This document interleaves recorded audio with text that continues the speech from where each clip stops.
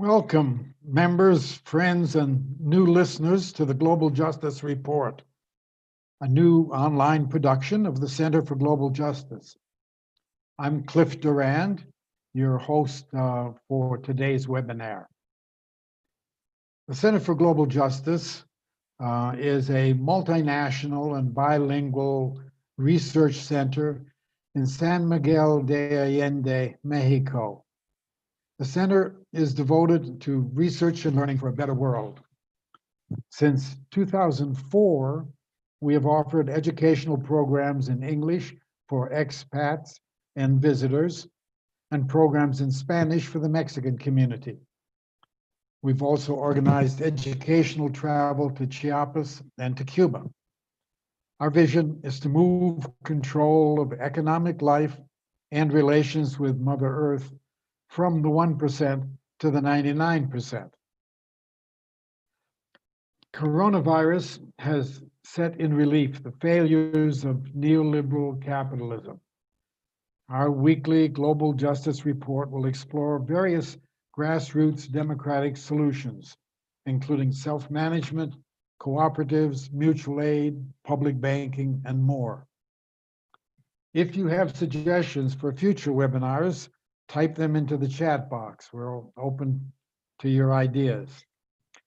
That chat box, by the way, is what you should use if you have questions that you want to pose to our speakers. Just type them in, and at the end of the presentations during our Q&A, the questions will be presented to the speakers to respond to.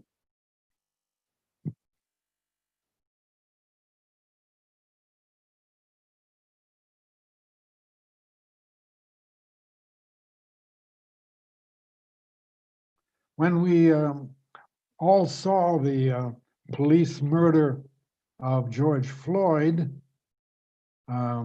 there were still some who said it was due to a bad apple. But when peaceful protests swept through the cities and even small towns of the US and were met by militarized violence from police forces, it was as if they were determined to demonstrate the truth demonstrators were protesting. That is, police forces are all too often purveyors of violence. First Amendment rights to free speech and peaceful assembly were met with hostility by police in riot gear, wielding tear gas and rubber bullets. Police seemed determined to prove the indictment against them. Police lost legitimacy in the public mind. Black communities have long known racist police violence. Now it was in full view to white Americans as well. A huge movement to stop police murder and other forms of racism is dramatically expanding possibilities for change. What is to be done about the police has become a burning question. How can the police be held to account? Is it possible to diminish or take away completely their state-sanctioned ability to use violence? What do the calls to defund and abolish the police, what do they mean? And what opportunities do these calls open? Can we turn many of the functions now performed by police with a gun and a badge over to mental health professionals, social workers, and drug counselors, even to community organizations? The Minneapolis City Council is leading the way by promoting community-based security and violence prevention. Our presenters today will discuss some of the alternatives. They're both activists with considerable experience in community affairs.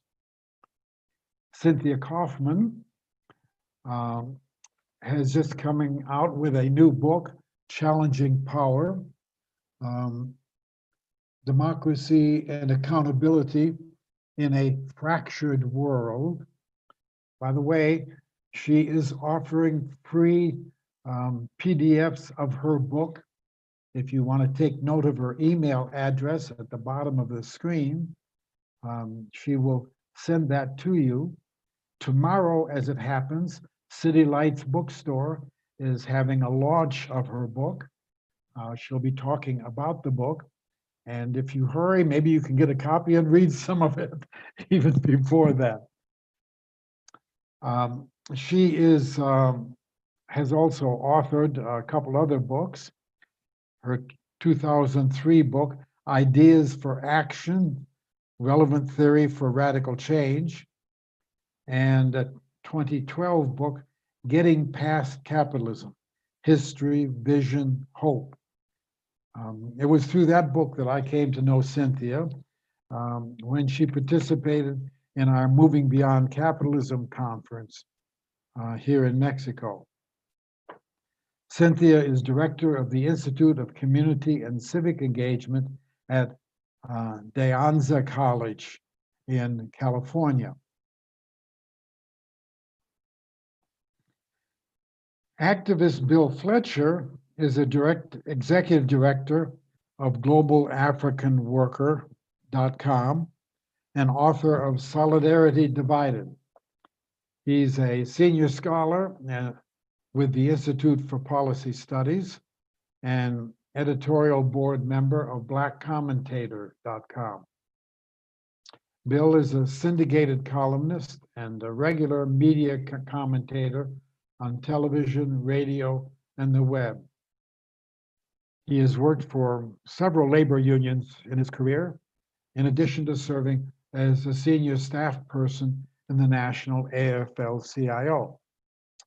Well, without any further ado, let me turn the floor over to Bill, who will be the first of our speakers, for maybe around 20 minutes, and then followed by Cynthia, and that will then be followed by your questions, which you should be typing into the chat box. Okay, Bill, take it away. Thank you, Cliff, and good afternoon or greetings, good morning, depending on where you are. I'm very pleased to be here with you. So I want to start with first something about the moment that we're in, and then move from there. Battles around police brutality in the United States are far from new.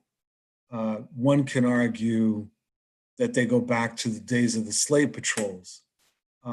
And I remember in doing a study about the National Negro Congress, which was a united front of African American organizations from about 1936 to 1946, and reading some of the early documents, the fight around police brutality was a major part of their work. Now, growing up as a child of the late 60s, early 70s, I thought that the battles around police brutality were relatively new. I didn't realize that they dated back at least to the 30s and actually, as it turns out, into the 19th century. So what is it about this moment? I would argue that there's several factors that have converged to make this a very unique moment, although not unprecedented. In some respects, it's very much like 1919. We have the COVID-19 pandemic. We have an economic collapse. We've had these series of lynchings. The George Floyd one happened to be the trigger, but there were other lynchings that took place. We had Trump pouring kerosene always on the fire and inciting things. And we've had an environmental crisis, environmental catastrophe. And all of these things have come together and created critical mass. And as I said before, in some ways, it's very much like 1919, where you had the misnamed Spanish flu, which was actually the American flu. You had the economic depression. You had a repression of radicals, the so-called Red Summer, a Red Scare, and you had pogroms against African-American communities. It was called Red Summer. And all of these things came together, making 1919 very explosive, and there were other factors. So the movement is brought together by the fact that these different forces have converged at just this right time. And the battle around police and law enforcement becomes complicated because this is a spontaneous uprising and series of protests. And within it, there are varying understandings of the role of law enforcement. What's critical for our discussion is to understand law enforcement as an arm of the repressive apparatus of the state. It is not, this is not, as Cliff was debunking, about bad apples. One has to understand that it is part of the system. And that also means that this is not an issue of individuals on the other side. And that is, yes, there's good people, whatever that means, in law enforcement. There are people that believe in law enforcement that are participating. What people have to appreciate, though, is that that's irrelevant because we're dealing with a system. We're dealing with the way that that system, in fact, operates. And in that sense, I would argue that there will be no abolition of law enforcement for three reasons. One is that, as far as I know, there's no society on this planet that has no law enforcement. The question is, what does that law enforcement do? What does it look like? The second is that there will be crime, and regular people are going to be looking for means to deal with crime. But the more important thing is that the imperatives of the capitalist state demand a law enforcement part of their apparatus. Now, the fact that these will continue does not mean, however, that demands for change are fruitless. Not at all. The demands become very, very important. The battles over this issue of law enforcement, in fact, become battles around racist and national oppression. They become battles against repression, and they become battles for what was once called consistent democracy. In that sense, strident and correct demands for structural reforms have been and remain essential. Now, there's one other thing about this moment, or actually, there are several things about this moment I just want to mention, but only in passing, that make this very, very interesting. One is that these protests have been far more multiracial than most protests around police brutality. Normally, what has happened is that you have brutality carried out against a particular racialized population. People of that population respond. Maybe there's some acts of solidarity, but it's basically them. In this case, we've seen something very different. We've seen masses of people in the streets and very, very diverse. In addition, we've seen acts of solidarity domestically and internationally, I'll get into that in a second, from other racialized populations and those that are in support that have been pointing out this is not a problem. This is not a binary problem of black and white. And I want to double underline that because there are some people, unfortunately, that look at anti-Black racism, of which the George Floyd murder was an example, as being the most dangerous, deepest form of racism the world has ever seen, and that anyone else that raises that cry is somehow appropriating our experience. And nothing could be further from the truth. That, in fact, in the United States, the population that has suffered the greatest proportionally by police violence have been the First Nations, Native Americans. And what you can find is that in other racialized populations, including Puerto Ricans, Chicanos, segments of the Asian communities, incredible violence by law enforcement that's been carried out. When we have that understanding, we can then go from there to think through strategy. And we can understand that the solidarity that has been manifested is not simply moral or moralistic, but actually reflects a common understanding that we are going up against the same system, although the way that that system plays itself out with different racialized populations is going to be historically rooted in and will be different. So there'll be overlaps and there'll be differences. Another aspect of this situation that's very unusual are splits among police.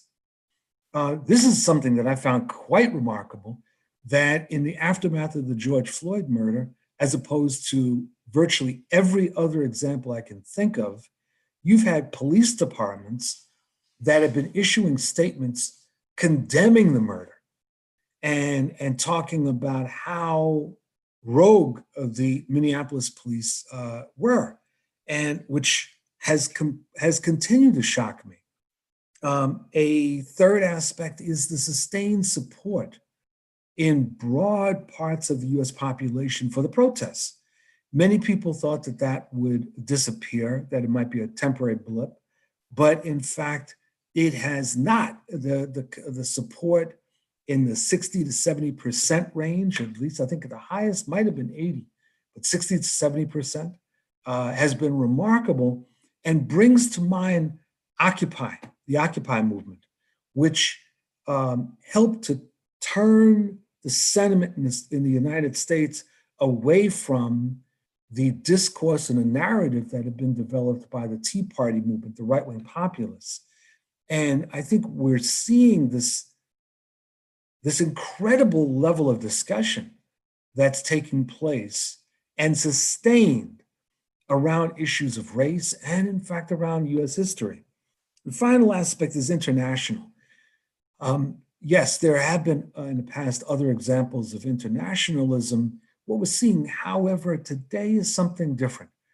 Whether the protests are in Jerusalem against the Israeli apartheid system, whether they're in France or Britain or any number of other places, you see both acts of solidarity that is in support of the African Americans, US African Americans, but you also see repeatedly populations saying, this is something that reflects their own experiences.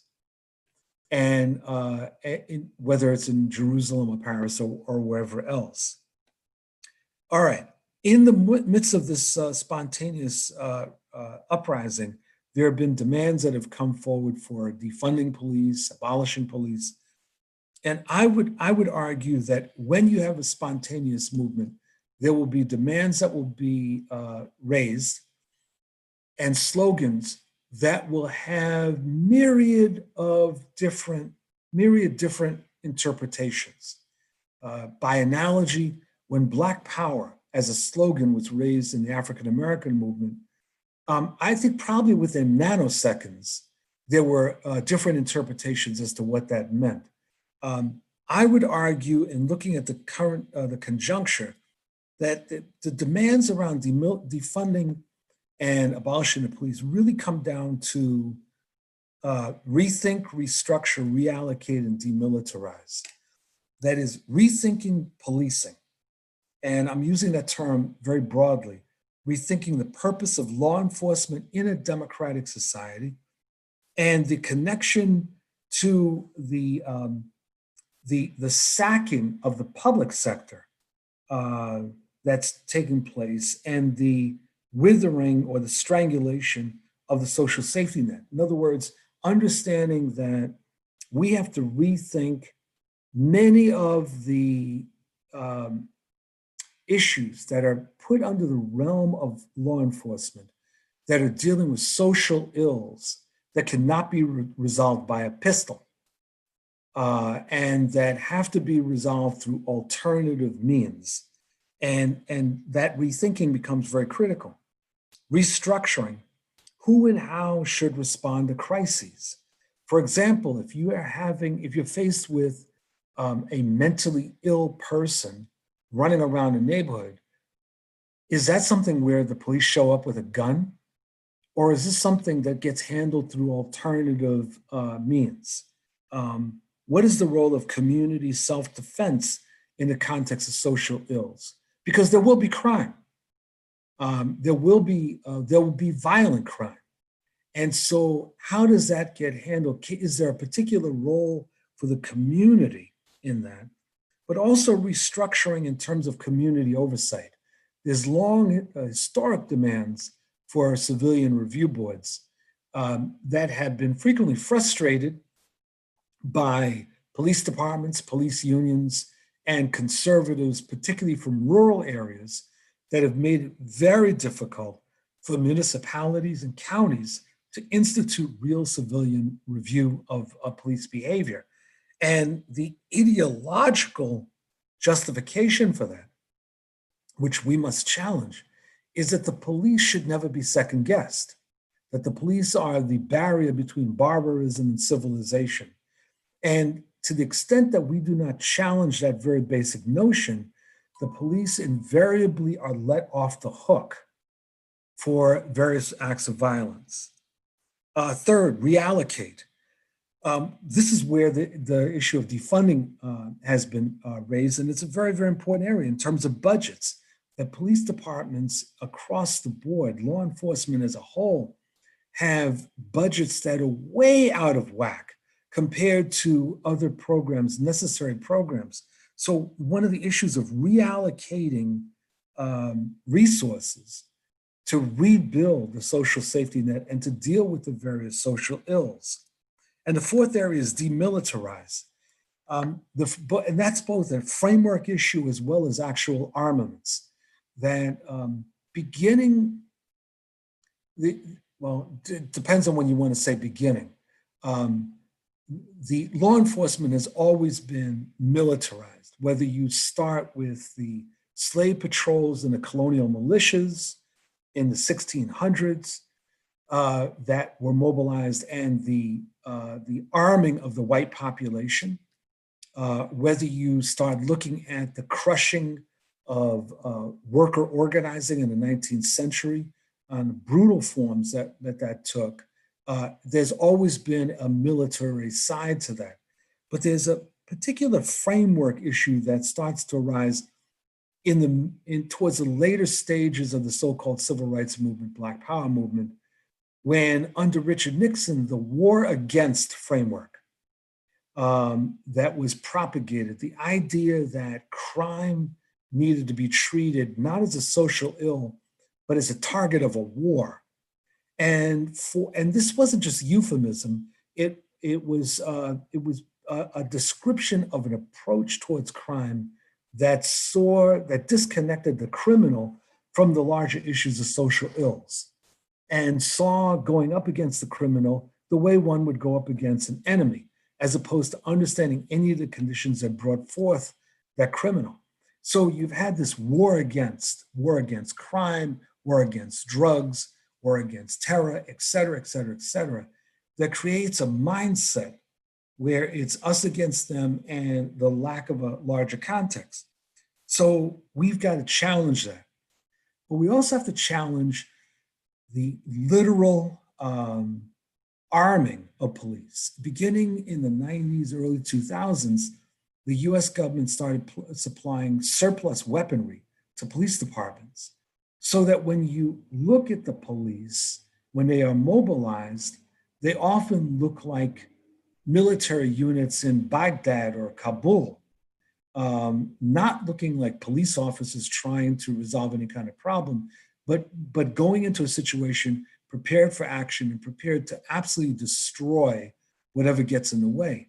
So when you have tanks, when you have these heavy armaments, as we're seeing right now in Portland, Oregon, with the deployment of Department of Homeland Security forces, as the mayor of Portland pointed out, it exacerbates the problem rather than limits the problem. My final point is this, that the battle right now must be integrated with the fight for governing power. That the protests are critical, the protests are important, but if we do not, A, build organization, and B, go for power, what will happen is that as the protests decline, the right wing will come back with a vengeance. And so it's important that we not replace any of the need for the fight for power with protests. They have to go arm in arm. And the fight for power, and when I talk about governing power, I'm saying not just putting in the future and saying when there's social transformation and the working class and oppressed have state power. I mean, like right now, under so-called democratic capitalism, progressive and left forces need to be engaged in a fight for political power. And that governing power brings forth the possibility, though never the guarantee, of being able to restructure and redefine various parts of the state, including the role and structure of law enforcement. The final point is this, that in a moment like this, there's a certain kind of danger of complacency, but also a danger of underestimating the public's fear of crime. That in all of the discussions about defunding the police, abolishing the police, at a mass level, regular people want to know that they're going to be safe. And they believe that it is the job of government to ensure their safety. As progressives, as leftists, we need to be engaged in guaranteeing, yes, we want to see you safe. We're not saying open the gates to crime. We're not pretending that we're living in a utopia, but we're saying that the entire thinking around crime, around social ills, and around law enforcement needs to be reconsidered. Thank you.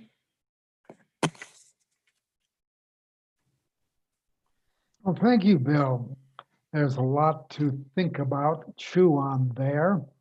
And I'm sure that there are some of you who have questions that you might want to pose to Bill.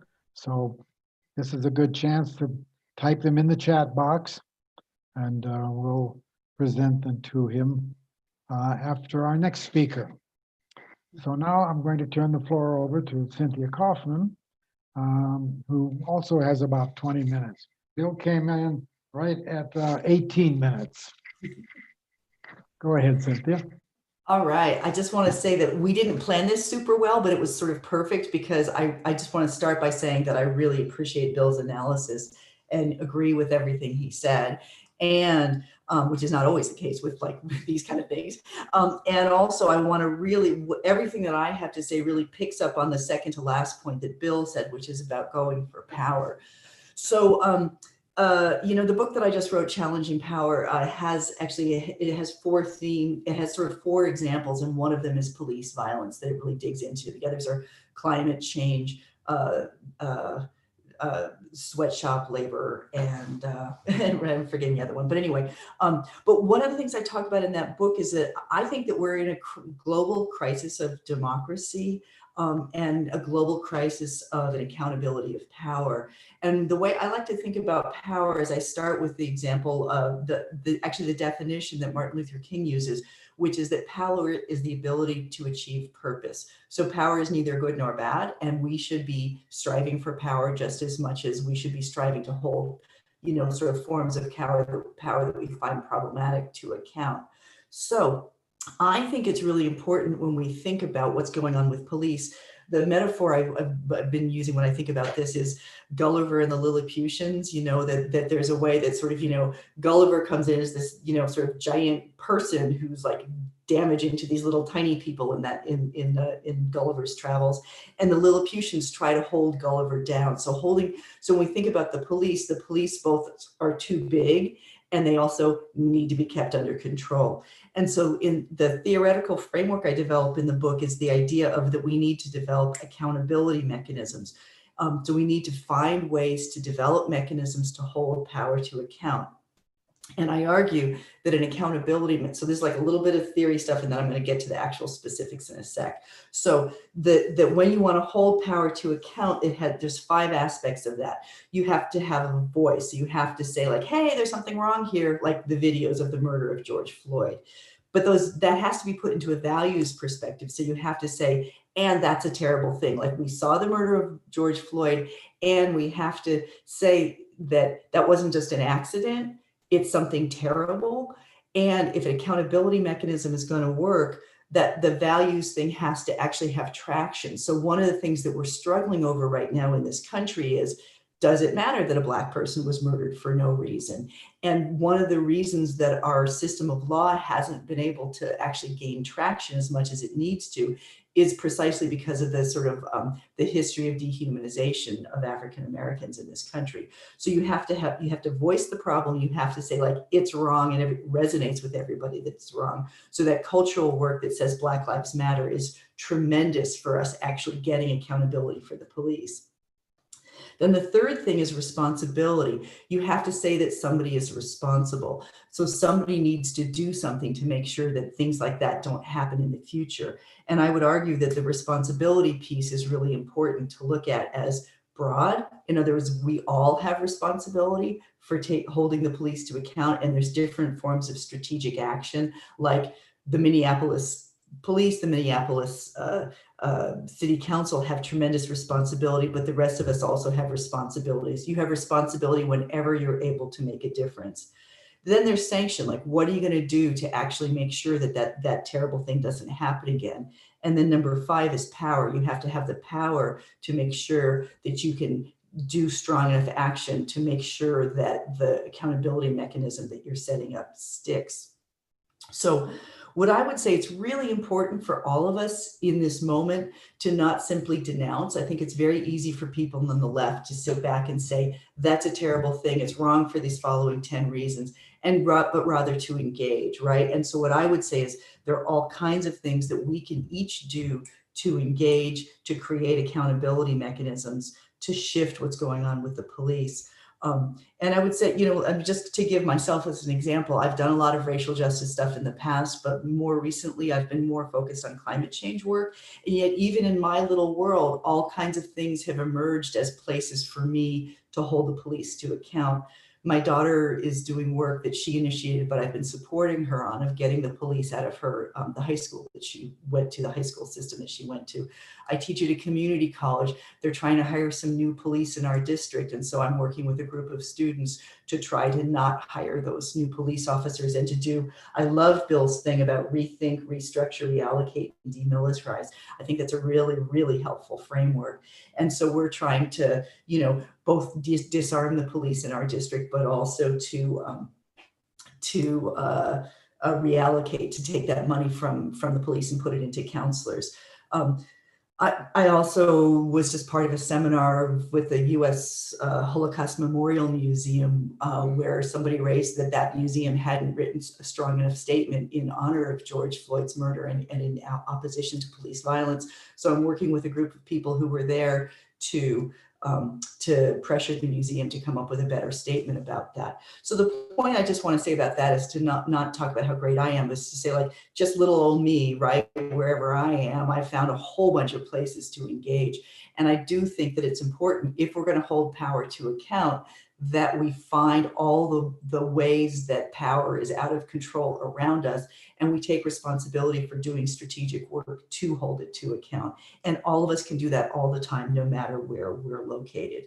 I think that's maybe all I want to say, because I really do want to have dialogue about this. Yeah, I think that's all I want to say.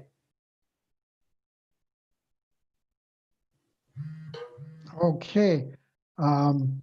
Well, maybe we just take a little space here to ask if there are any comments that Bill wants to make on Cynthia's presentation, or Cynthia, any other comments that or questions you might want to pose to Bill, so we can have a little dialogue between the two of them, perhaps, before we get to the listeners' questions. Either of you have anything to add? I felt very much like Cynthia that we seem to be on the same page. And I think that people identifying, well, let me just pick up on one or two pieces. One is people identifying where they can make a contribution is incredibly important. It doesn't have to be huge, whatever, it can be whatever. Mm-hmm. For example, in this time of plague, those of us that are over a certain age or are otherwise vulnerable are not or should not be in the streets in protests. But that doesn't mean that you're paralyzed. There's many different things that people can do. And so I think that that's going to be very important as we go forward. The other thing I wanted to say, I was triggered by your comments, Cynthia. I started thinking about the necessary education in this moment at a popular level. I work with a lot of unions as a consultant. And one of the things that you have are the people often in the don't appreciate, certainly in the United States, is that unions are real united fronts. They're very broad, ideologically, politically, et cetera, very diverse. And you have a lot of conservative members.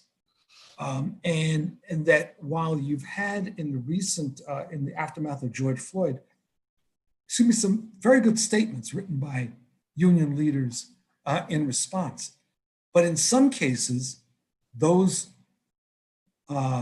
statements have been met with backlash, and including death threats.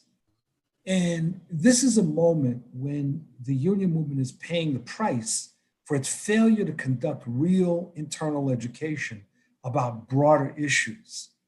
And specifically right now, people have to connect this discussion about law enforcement and racial justice, the history and construction of the United States, and what does it mean to have a racial differential in treatment?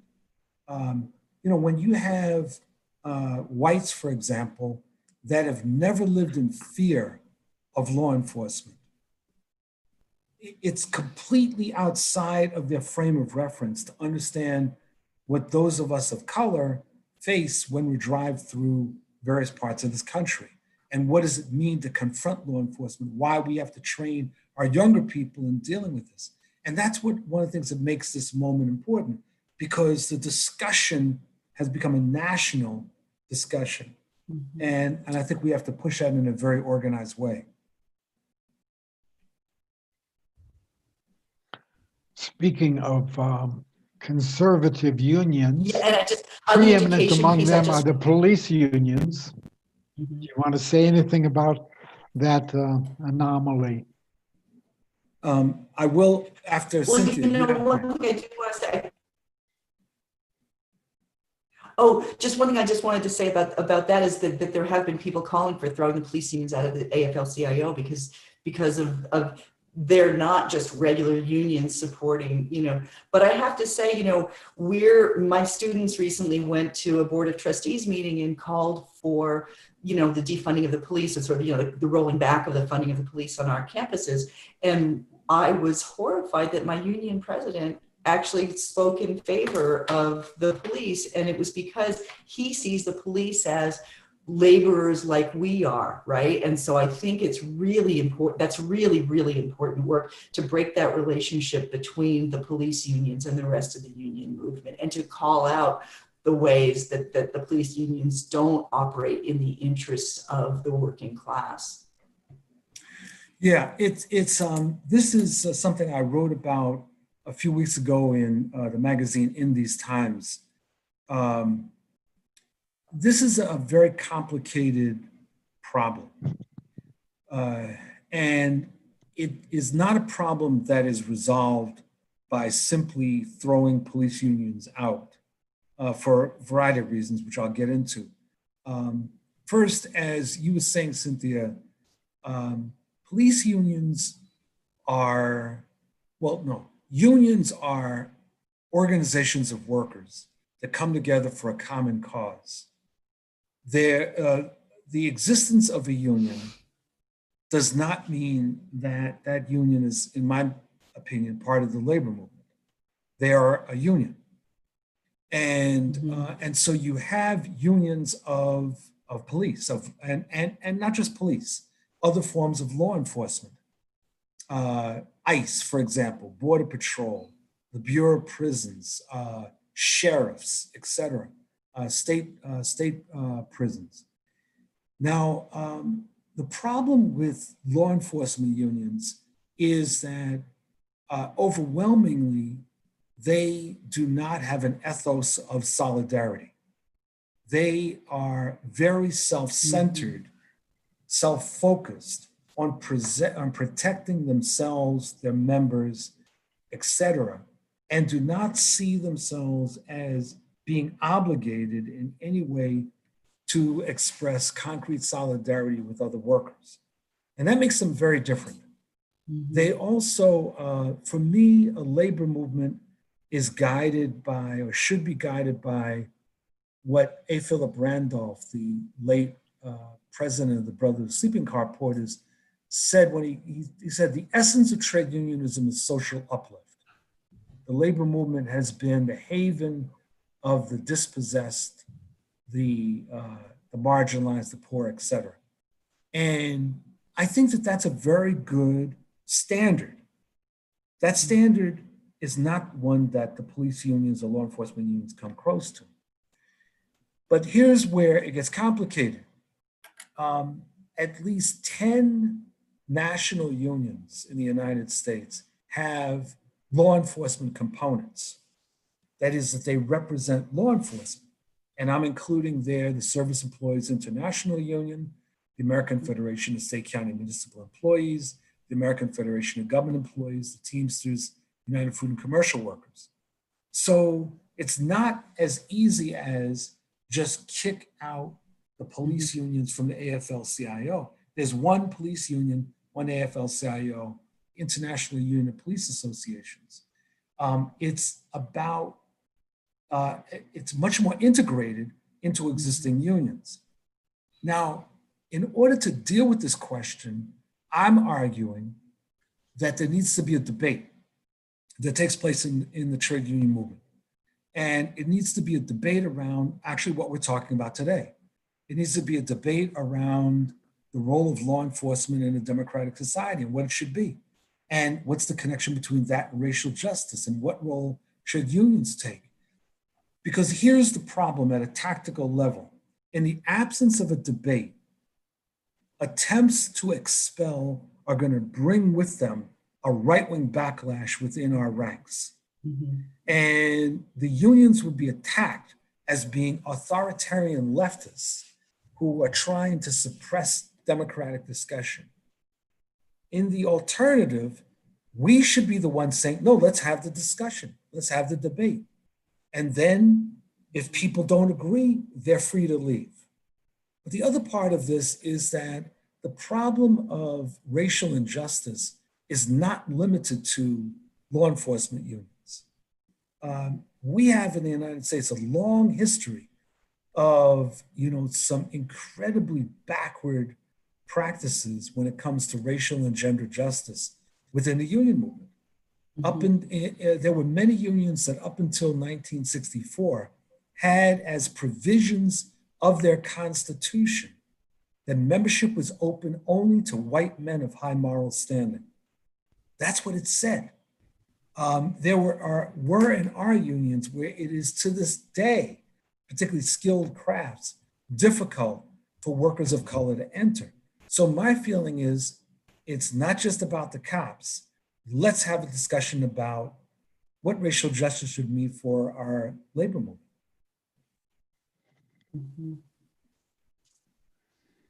Let's open this up and see if we have any questions that have been put in the chat box. I'm going to call in Bob Stone, who has been monitoring that. Do we have anything there? Yes, we do, Cliff. We've got a question from Jerry Harris, a friend of the center. I'll read it. He makes a distinction. Defunding the police and abolishing the police seem to me to be two very different things. defunding can be achieved along with other reforms in the current period. Abolishing the police is a post-capitalist vision, but many who speak of the abolition of police and prisons talk about the idea without talking about getting rid of capitalism. It seems to me that they are avoiding a more difficult discussion, a more difficult challenge. So I think that such an approach causes confusion in our tactics and strategy. They're both good questions, evidently, Jerry is saying, but they should be treated separately. And so I'm passing that on to our speakers. Cynthia, do you want to start? You know, I somewhat agree with that. Sure, thanks.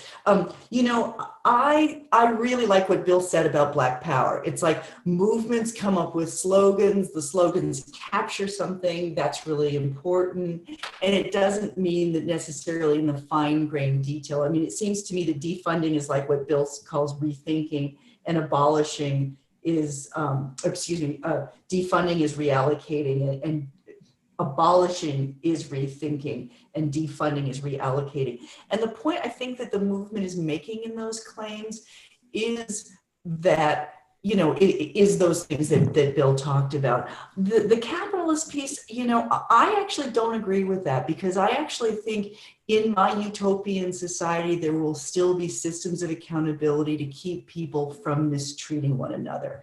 And there are specific ways that under capitalism, but so there's a sort of a utopianism, I think, within the Marxist movement that says, you know, once we get rid of capitalism, we no longer need to have systems to hold power to account. And I actually think is one of the biggest sort of like holes in Marxist theory is a lack of a theory of accountability.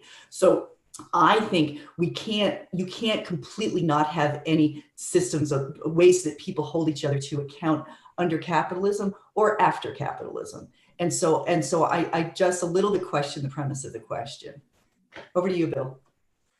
Well, I agree with both you and Jerry, because I think that you're absolutely right in what you just said. I couldn't agree more. But I think that Jerry was raising a sort of different point in that abolishing the police, depending on how you interpret it, is really talking about, at the end of the day, abolishing the system of law enforcement as we currently have it. Mm-hmm. And that necessitates a social transformation. That's the way I would interpret it. And I think that that's true. But the other thing is that one of the odd things about this moment is precisely that you have many newer and younger activists that do not see that in order to actually take on the repressive apparatus, you do have to get rid of capitalism. And I've seen this, this is something that I started, we go through these different stages, but in the aftermath of the Ferguson uprising in 2014 and the corresponding revolts that were taking place at that time, there were militant African-American groups that were not anti-capitalist. And it was an incredible paradox. That they seemed to be looking for significant change, but in some cases they were explicitly not against the end of capitalism. And I think that is in part a reflection of the infection of postmodernism in our movement. So I, in that sense, I agree with both points. Yeah, and I'll just say postmodernism and also ethnic nationalism. And I really, really appreciate what you said about ethnic nationalism. Like, I really appreciate that. And I agree that, you know, that so much of how the repressive apparatus operates is about capitalism, and that to get to a place where we don't generate the form, you know, capitalism creates crime, it creates criminals, and it creates systems for sort of, you know, managing people through the criminal justice apparatus. It kind of creates all of those things. So yeah, yeah, absolutely. Let's take another one. Let me suggest another aspect of this issue, and that has to do with the possibilities of developing community self-policing. That seems to be the direction that the Minneapolis is going in, talking about developing public security rooted in organized communities. I mean, one of the interesting things that developed, well, even in the protests in Minneapolis and elsewhere as well, is the extent to which protesters were able to self-organize and police their own activities. So that if there were a white supremacist who had infiltrated and was trying to discredit things by acts of property damage or even violence, the protesters would take care of that situation. They would remove them from the scene.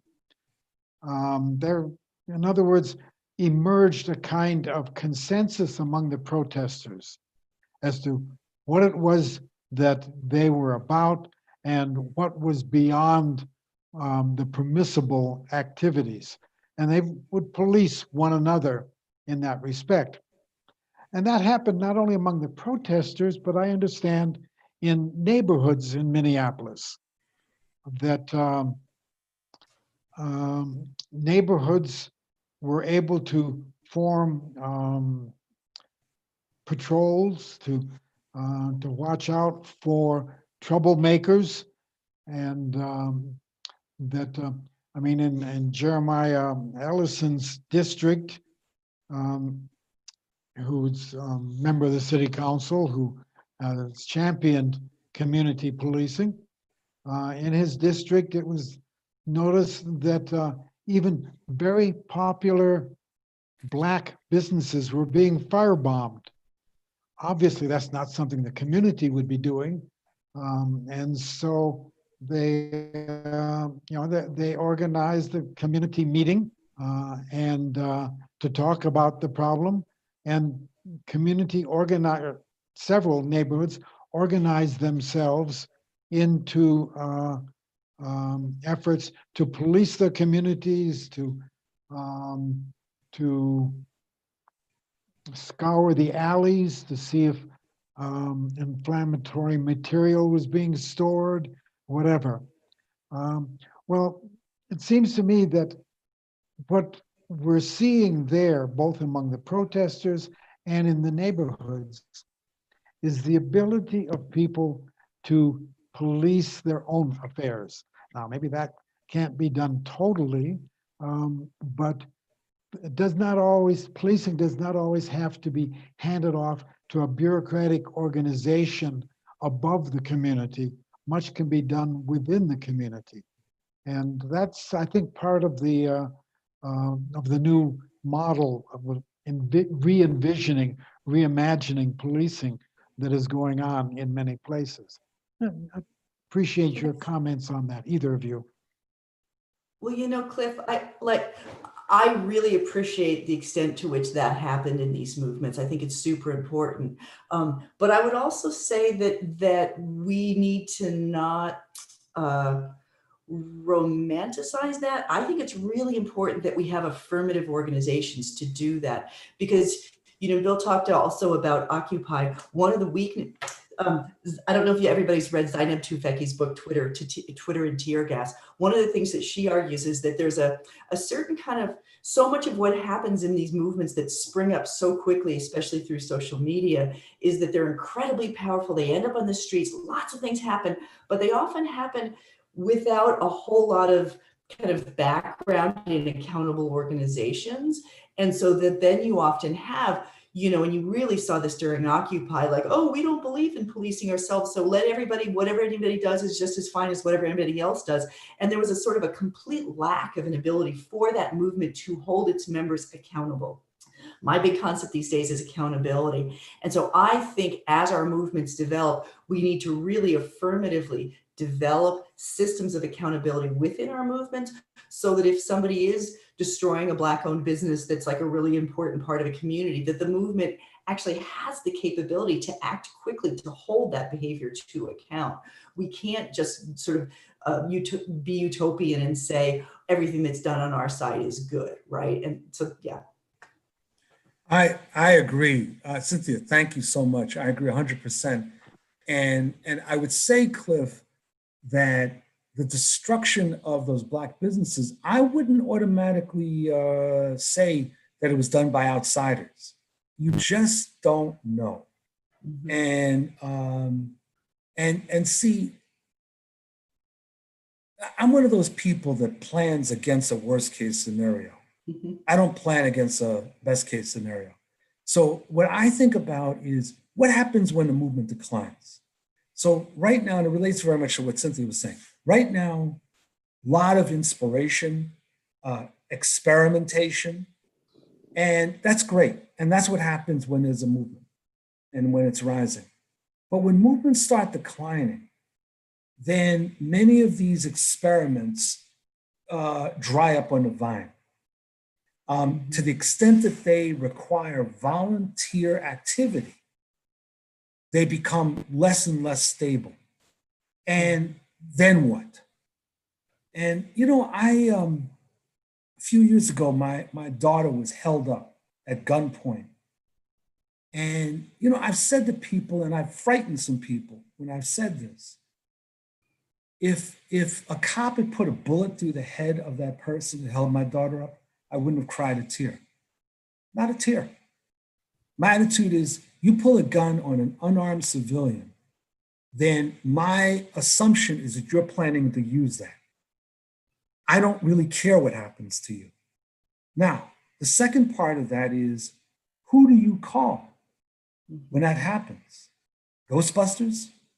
I mean, really, I mean, who do you call? I mean, you know, like, you're not going to be able to hold a political education meeting with the mugger, right? And say, you know, let us come together and work this stuff out, right? The guy had a gun at my daughter.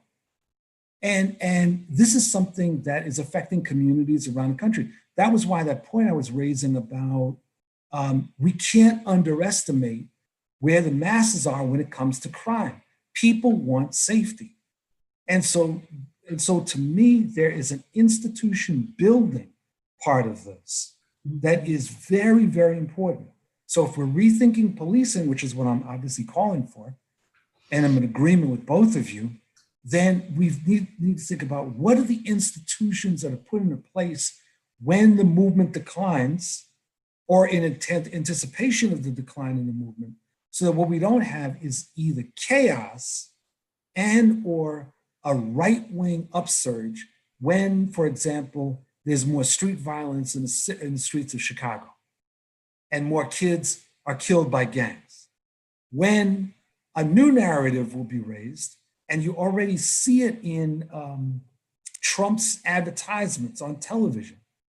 And these are very powerful, right? I don't know whether you've seen them, where someone calls the police and they get this answering machine that basically says, because of defunding, we're not going to be able to take your call, right? I mean, it's very powerful. So I think it gets complicated. And I just want to reiterate what Bill just said about institution building, right? Like in Berkeley, it's amazing. They just voted to take traffic stops, dealing with the mentally ill, dealing with the homeless away from the police. And they're going to give that to another city agency of people who are trained in that set of skills, as opposed to like the really wrong set of skills. And that's going to be amazing. That's the building of the institutions that work to hold power to account and keep us safe, which is really different than, you know, the sort of like, just, you know, we need institutions, we need accountability. Yeah, I totally agree. Institution building is essential, not only for the reasons that have been mentioned, but consider, for example, if the policing of a community is left totally to the residents of that neighborhood, and suppose it is a white suburb that wants to keep Black people out. Well, but that community needs to be accountable to some larger institution that that can enforce more universal norms. Yeah. Let's get another one, Bob. Yeah, Bob, do we have another question? I got one. Someone sent me an email because they said they were having trouble getting the questions in. We've had that problem before, yeah. So if you want, I can just read it. Yes, please. Okay. It is as follows.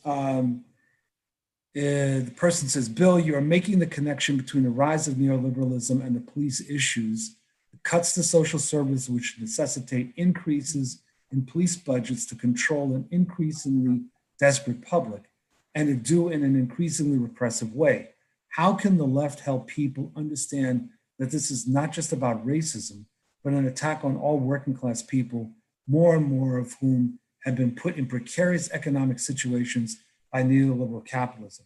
And this is submitted by Meju Louis. Take it first.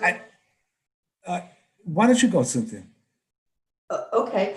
I mean, that's what, as Bill said, is so incredibly exciting about this moment, is that the sort of sense of solidarity, the sense of like tons of issues all converging, people's consciousness sort of being raised about all of this. So I do think, you know, that the answer to that question is just about that we need to keep making those connections, that that, you know, we have high levels of crime because we have high levels of poverty, that that there are some good functions of the state, like, you know, social services and mental health services and things like that, providing a decent standard of living for people that will make it so that we don't have so much crime. And that to the extent that we do all those things and build strong communities and take care of people's needs, to that extent, we need less police. And so I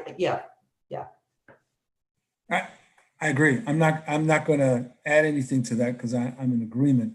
But I do. Well, let me add one small thing. Forgive me. So I do think that because of the ideological confusion and crisis of the left, that we have these different movements that have been broken down and siloed in a way that people don't understand the connections. And as I was describing before, this one particular group that was very militant, very focused on Black issues, but their solution was capitalism, just a more refined, humane capitalism. And they were like completely missing the big picture. So I think part of our job really is a major educational piece that brings these together. There was another question that Meju also raised, which I'd like to tackle, which has to do with issue of fascism and what we're seeing right now. And I would say that the growth of authoritarianism is not the same thing as fascism. And that what we see in a number of capitalist states is, and we've been seeing this for about 40 years, is an increasing turn towards a greater and greater authoritarian state. Nikos Poulantzas talked about authoritarian statism. And I think that that's right. And I think that neoliberalism has brought with it an increasingly authoritarian state that dresses in the garb of democracy, but during which there's this increasing, this narrowing of the parameters for discourse and democratic action.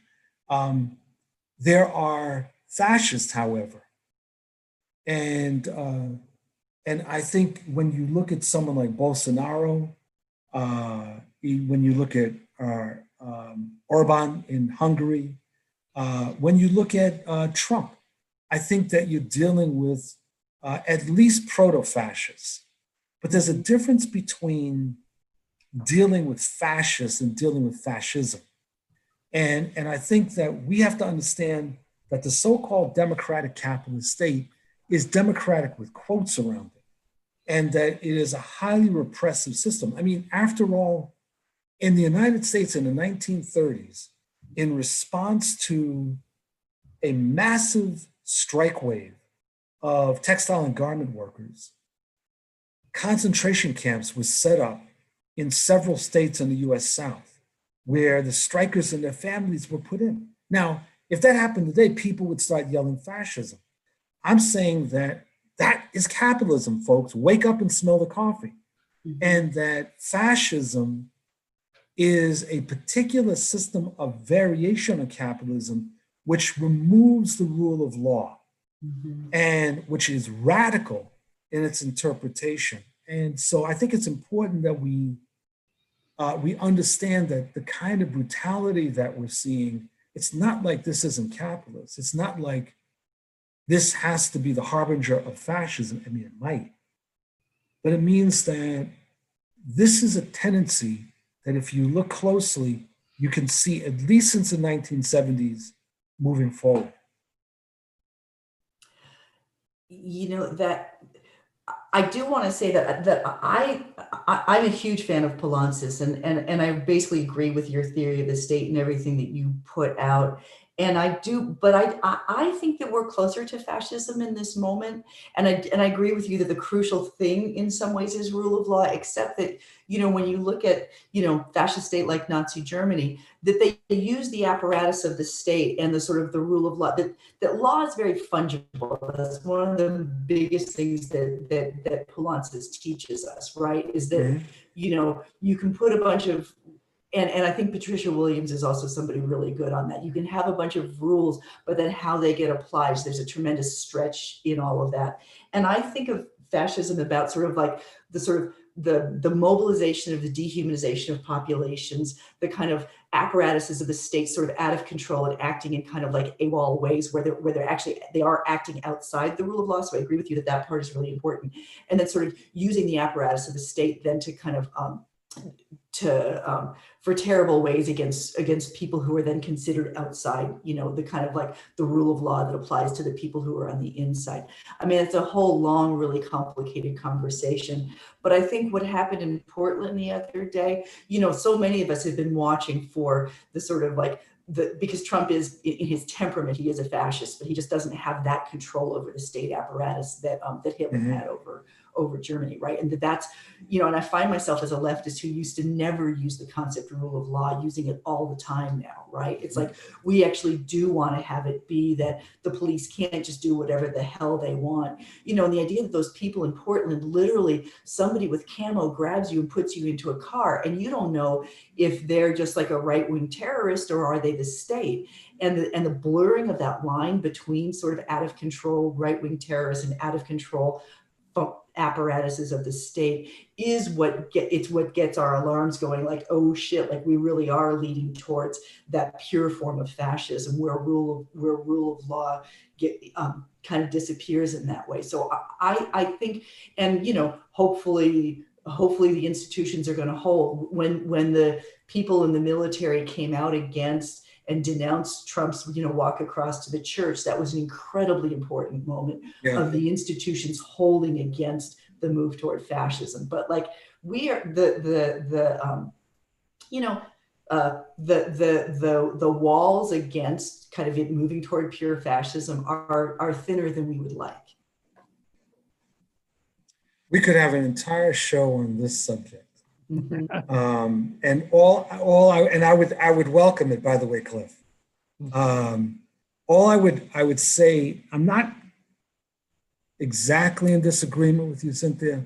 I would just say this. If you look at the US South and Southwest during Jim Crow era, you had a situation of one-party rule, the complete disenfranchisement of populations, incredible arbitrary activity on the part of law enforcement. Now, if we want to define that as fascism, as some people have, okay, I'm not sure that I would, but I would say that what we're witnessing now, see, what it reminds me of is a version of what Aimé Césaire said in Discourse of Colonialism about the Holocaust. He said what was unique about the Holocaust was not the barbarity, the world has seen that. Was perpetrated against people in the global south. What was unique was it was one European population against another, right? Yeah. And I think that we're seeing a variation of what Malcolm said when he was asked about the South, and he said the South is anything south of the Canadian border. We're watching this white supremacist system spread, and it is accompanied by a right-wing populist movement within which they're absolutely fascist. And it is, I am in 100% agreement with you, very dangerous. And among other things, because they're armed. This movement, I don't mean Trump, we know Trump is armed. Yeah. Totally. Can I give another question from outside? Yeah. Certainly, go ahead, Sure. Bob. On the theme that Bill has introduced so fruitfully of the international character of militarization, at the time of Ferguson, we saw, the great public in America saw the militarization of the police forces in spades and were shocked by it. And but at that same time, it's little known that the U.S. was supporting Mexico's police forces and army very handsomely. And the result was, in part, the increase and continuation of what we call the Ayotzinapa phenomenon, the disappearance, which is the sort of equivalent of on-screen murder, except it's not on screen. It's disappearances on a massive scale, could be some due to the cartels, but these are not being investigated, and they are supported by U.S. military grants to Mexico. The question came to us, how do you connect the anti-police brutality campaign in the US with the militarization of global society and the encouragement of fascism elsewhere? Please, you two guys, please. There's so much to be said about that. Bill, do you want to start or do you want me to take it first? No, please start. Bill used the word imperialism earlier, right? So, I mean, what can you say except that, that the global capitalist system has been anchored in power by tremendous armaments for the last 500 years, right? And it's the level, and that the sort of the U.S. empire and the way it overthrows, we all know this, right? Democratic regimes all over the world, has military bases all over the world. And I agree that there's some very strong similarities between that international policing role and the sort of internal policing role. If we, I think I would love to talk to Bill about like the sort of similarities and differences between those two aspects of policing. I'm sure he has a lot of interesting insights about that.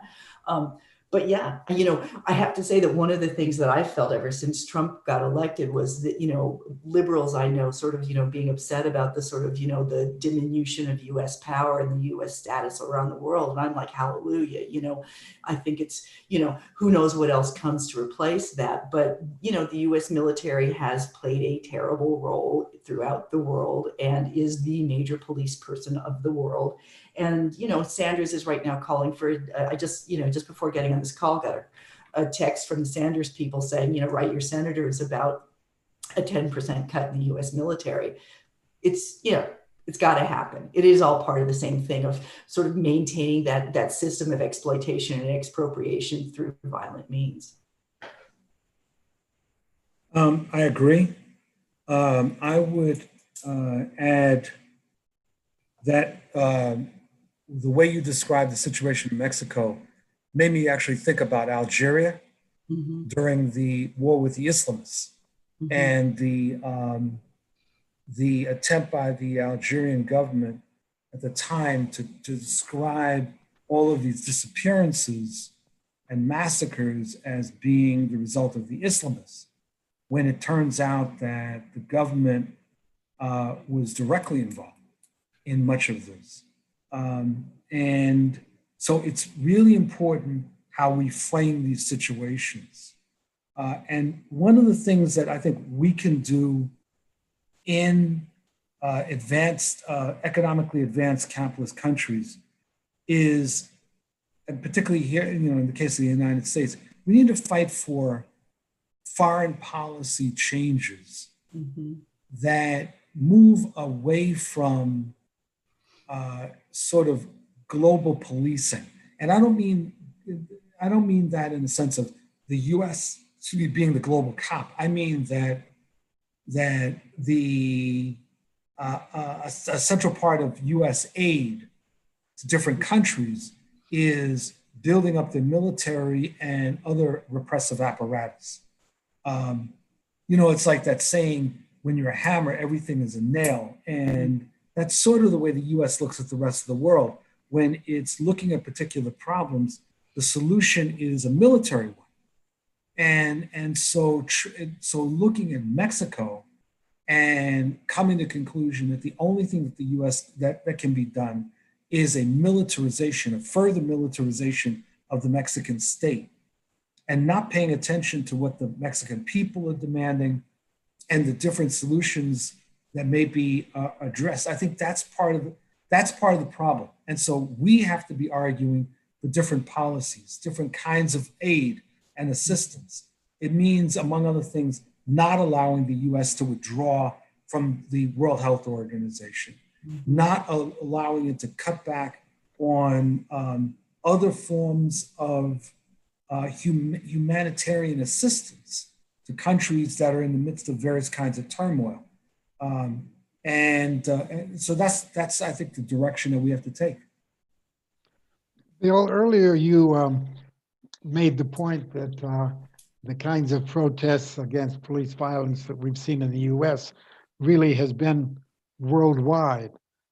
Sympathy demonstrations that have found similar issues in various countries. And I think that points to the quite widespread loss of legitimacy that existing institutions have. And I think largely due to neoliberal globalization and the austerity conditions that has ended up imposing on people. It's not only the police who have lost legitimacy, it's political ruling elites that have lost legitimacy. And as a result, are able to maintain control through more increasingly authoritarian measures. So there's a connection there with the growth of authoritarianism and the delegitimization of existing political institutions. Liberal democracy is basically in crisis. And Donald Trump has been a symptom of that crisis. And it's a crisis that I don't see that we're going to be leaving even when he's no longer in the White House. It continues to be a problem.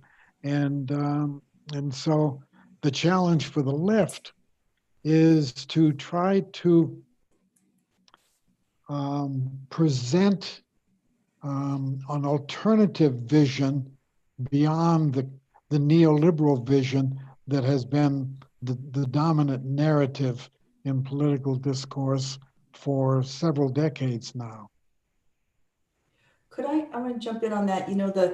One of the ways I see that sort of global crisis of legitimacy, which is, exciting and terrifying, right? Because it's sort of like, the exciting part is that people don't believe in the old system anymore. And then the terrifying part is that some of the opposition, the alternatives are, authoritarianism, fascism, that sort of thing.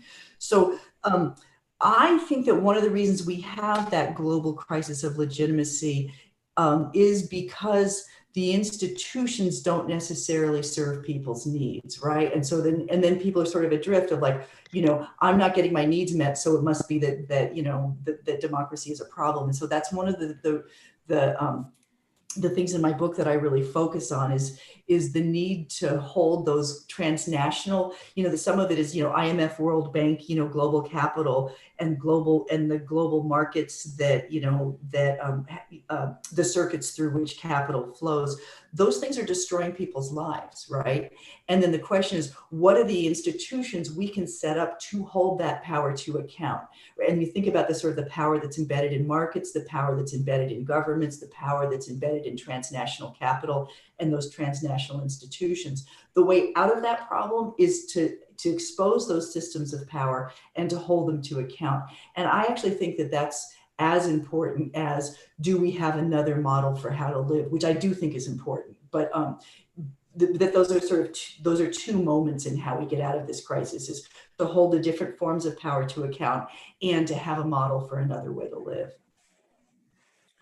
It takes power to hold power to account. That's right. And that's what our we have movement- the power exactly. of thousands and thousands of people in the streets, Yep. but it takes really massive mobilizations of that sort to have any significant impact reforming the existing structures. Yeah.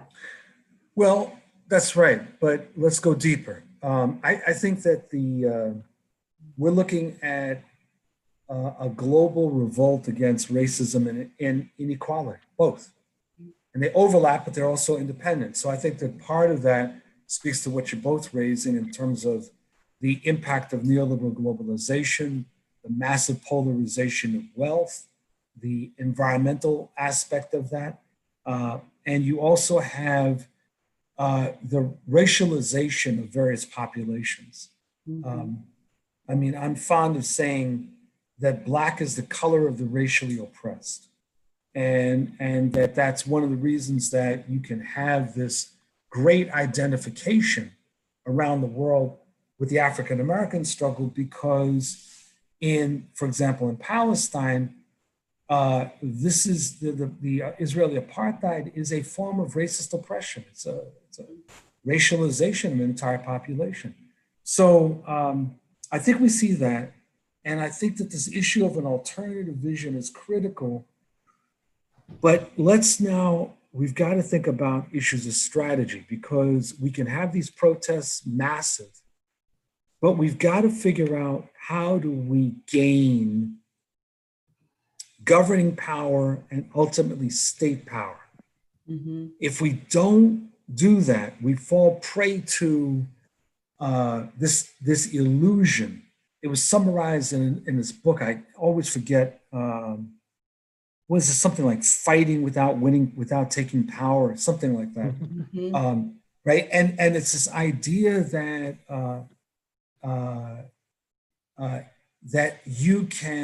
that basically the role of social movements, in effect, is to pressure the elites to do better.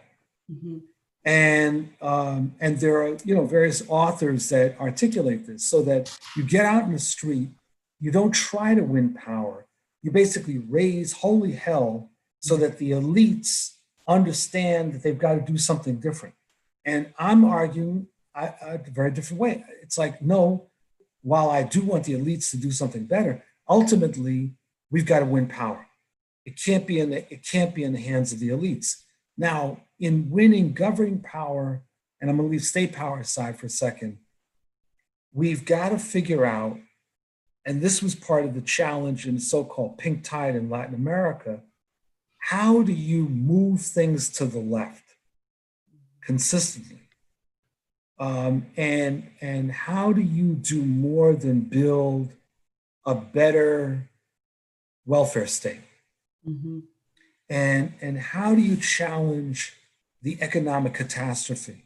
And I think that a lot of the answer revolves around how we understand the United Front.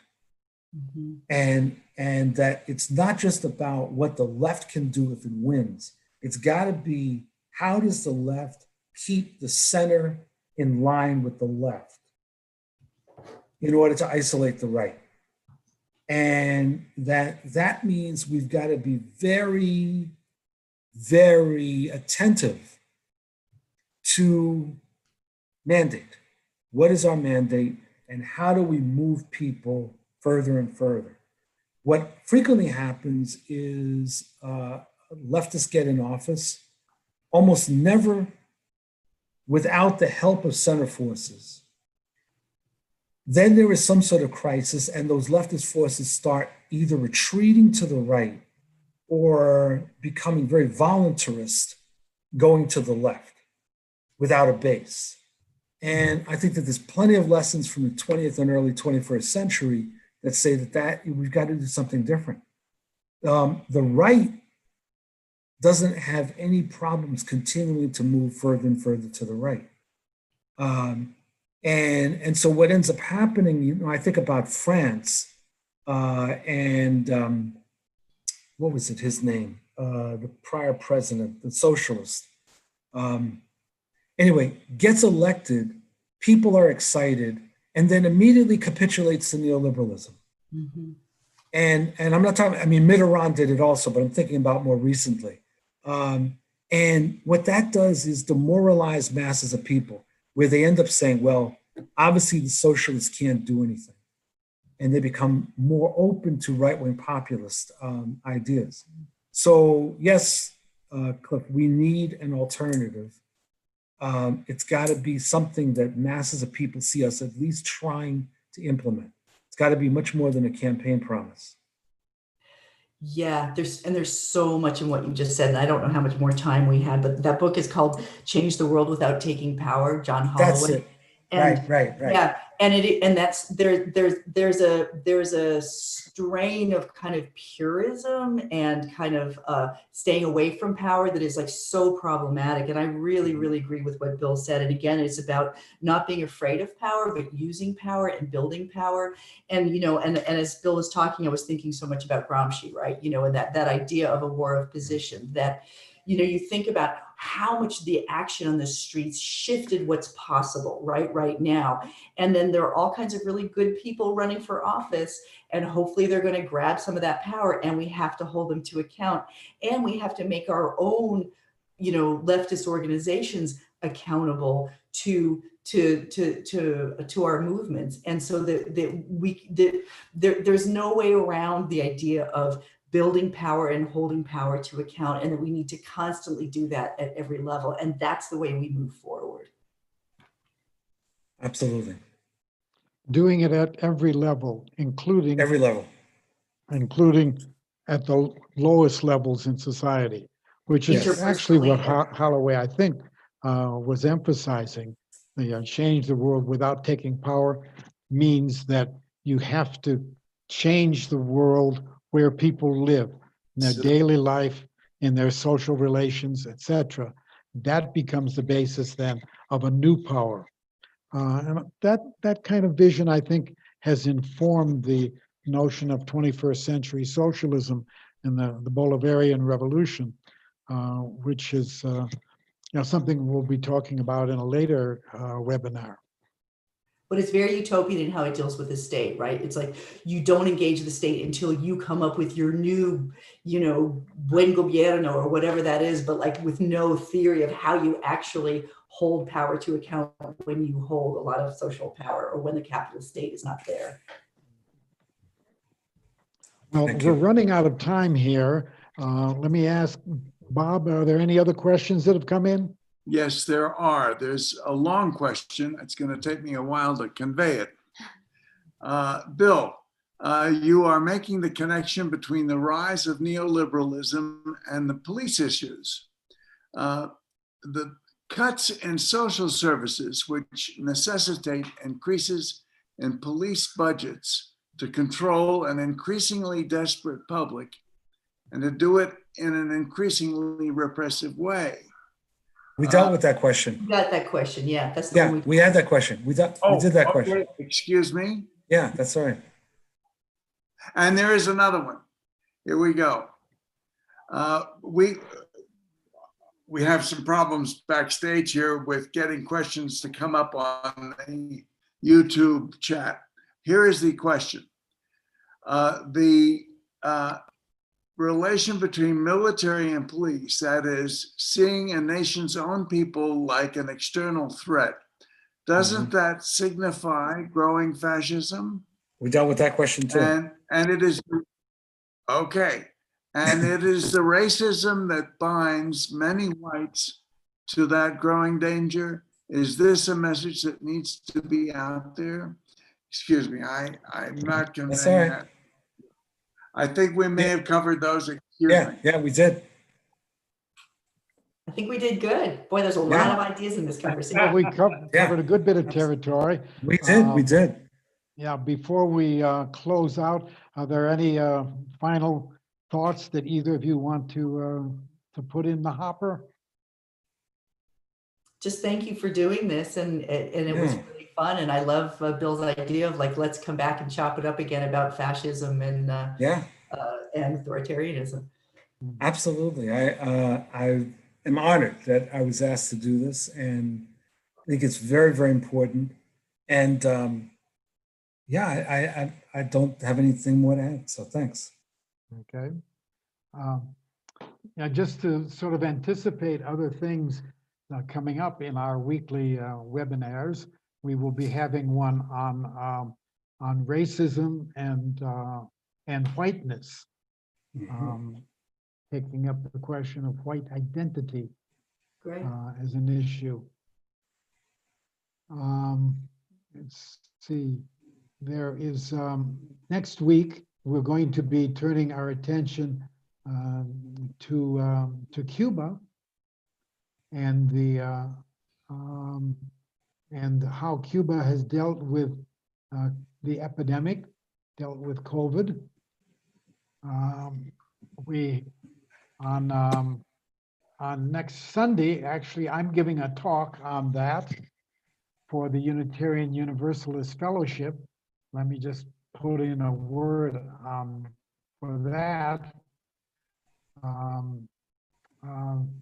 The topic, a robust public system for health, the case of Cuba. As you no doubt know, Cuba has brought the COVID cases virtually down to zero. There's only been one death in the last month. And they've been sending doctors all around the world, helping in other countries. So that will be a subject of discussion next Sunday if you want to tune in for that. That will be posted on our website, globaljusticecenter.org. In addition, next Monday for our next webinar, we will have here we are, Cuba and COVID, that will feature the Cuban ambassador to the US, Jose Ramon Cabañas, along with Victor Wallace and Al Campbell. So you'll be able to get next weekend, next Sunday and Monday, and you can OD on Cuba if you wish. I had mentioned that we do have one coming up on racism and whiteness. We have one coming up on neoliberal globalization, including Jerry Harris, who gave one of our questions today, along with Carl Davidson. If you go to our website, you can see the whole list of events that we have planned for coming months. Could I just make one more little announcement-y kind of thing too? Yes, go which ahead. is just, I wasn't sure if it showed up in the YouTube chat, but I have my new book. I have a virtual book talk at 6 o'clock Pacific time at City Lights Books tomorrow. But also I'm really happy to give away free copies of the manuscript because I think books spread when you give them away for free. And just send me an email at kaufman.cynthia13@gmail.com. Okay, you corrected it. Okay, perfect. And I'll send you a free copy of the book. That's it. Okay. Well, we hope you all enjoyed today's program. You should know that all of our revenue-raising programs have been canceled due to coronavirus. Nevertheless, we continue to pay our Mexican staff. So if you can make a tax-deductible donation, please do so on our website. We want to thank volunteers today: Betsy Bowman, Liz Mestras, Gregory Diamond, Roberto Robles, Coletta Mora, and Bob Stone. Today's webinar, as well as past ones, are available on YouTube, accessible on our website, globaljusticecenter.org. So hope to see you all again next Monday, same time, same place. Thanks, Cliff. Okay, take care. Bye.